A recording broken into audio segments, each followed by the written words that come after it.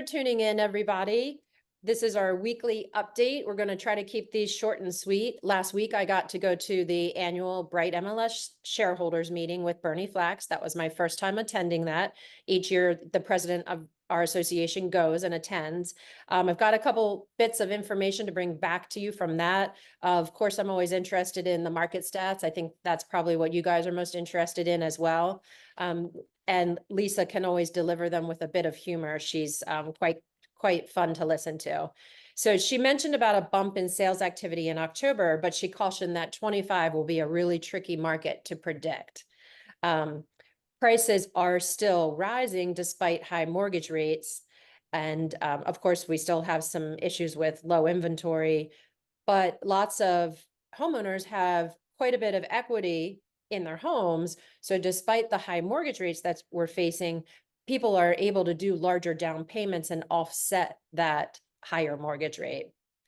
She also mentioned that first-time home buyers, we have a larger percentage of first-time home buyers in our region than nationally.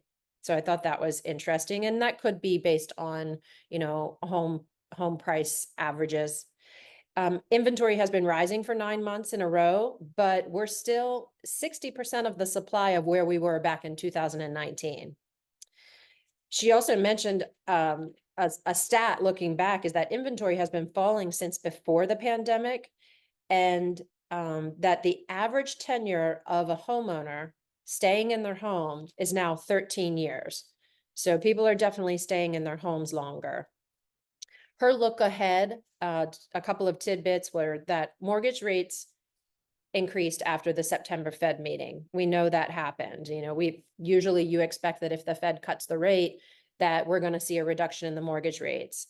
But that did not happen at the September meeting, and she expects more rate volatility through the rest of this year and into 2025. So we're just going to have to watch and see what happens. She did say, she feels that's primarily because the economy is doing well and those rates are staying higher. One other interesting thing, and this one's a little disturbing, but typical monthly median payment has doubled since 2021. So if a homeowner was buying a home back in early 21 with what the interest rates are and what the sales price averages were, they would on average have to make about $68,000 to be approved for the loan, and their payment would be around $1,598. Fast forward to today, the home buyer has to make $132,000 a year now, and their home mortgage payment is $3,103. So tough market for our first-time home buyers for sure.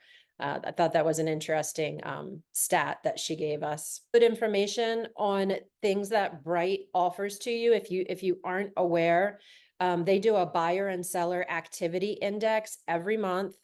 And there's lots of other webinars that you can attend to get stats. There's an 8 a.m. weekly stats report that you can, if you go to brightmls.com/research, you can find all of these things that Bright MLS provides to us as members. And I think the 8 a.m. weekly stats is probably a good little quick tidbit for all of our members to keep up on what's happening in the market.